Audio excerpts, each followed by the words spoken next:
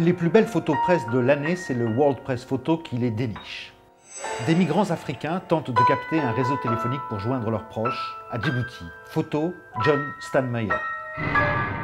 Quand je vois leur désir, leur envie de franchir cette barrière maritime, je sais que nous ne pouvons pas tous les accueillir chez nous. Ce sont des aventuriers des temps modernes et nous devons garder des ponts ouverts vers ces pays du nord de l'Afrique. Bangui, Centrafrique. Des manifestants appellent à la démission du président après l'assassinat d'un juge par des membres de la Séléka.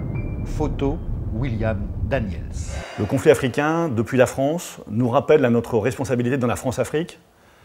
L'instabilité aujourd'hui est sans doute pour partie due aux interventions passées. Je ne voudrais pas que l'Afrique des 20 prochaines années souffre autant de nos interventions actuelles. Soyons très prudents. Je suis très sceptique sur l'intervention de la France en Afrique. À Nairobi, au Kenya, pendant la prise d'otage dans le centre commercial de Westgate, où 39 personnes ont été tuées. Photo, Tyler Hicks. Ce massacre aurait pu avoir lieu au centre commercial du coin de la rue. Le commando qui a abattu tous ces innocents sans pitié nous rappelle à une lutte universelle. La lutte contre un terrorisme idéologique qui se prétend religieux. Partout dans le monde, nous devons être unis pour combattre le terrorisme islamiste. Une femme parmi les Sud-Africains venue se recueillir sur la dépouille de Nelson Mandela à Pretoria. Photo, Marcus Schreiber. Ces larmes sont celles du monde entier. Nelson Mandela, c'était d'abord le militant communiste qui, intuitivement, luttait pour la liberté du peuple sud-africain. À l'époque, rappelez-vous, c'était l'apartheid monstrueux, la séparation totale entre les Noirs et les Blancs.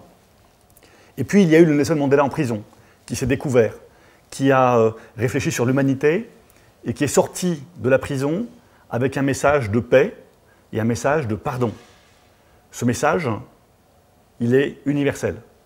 Le Caire, en Égypte. Un jeune culturiste pose avec sa mère. Photo, Denis Dailleux. Nous avons tout le paradoxe du monde arabe aujourd'hui. L'homme s'exhibe, la femme se cache.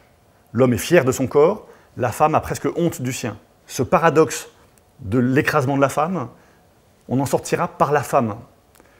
Quand j'observe de nombreux mouvements féministes affirmer leur identité, leur légitimité dans la population arabe, quand je vois ces femmes avec beaucoup de courage s'émanciper du rôle auquel on les cantonne, je suis optimiste pour l'avenir. C'est un combat qui va prendre du temps.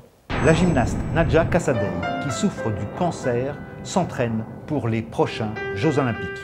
Photo, Peter Holgersson. Ça nous montre que dans la vie, nous avons tous ce ressort en nous-mêmes. Nous avons tous cette envie d'aller au-delà de nos limites. Je crois que c'est une leçon pour l'humanité. Une leçon de courage, et puis une leçon que, en fait, il n'y a pas de limite.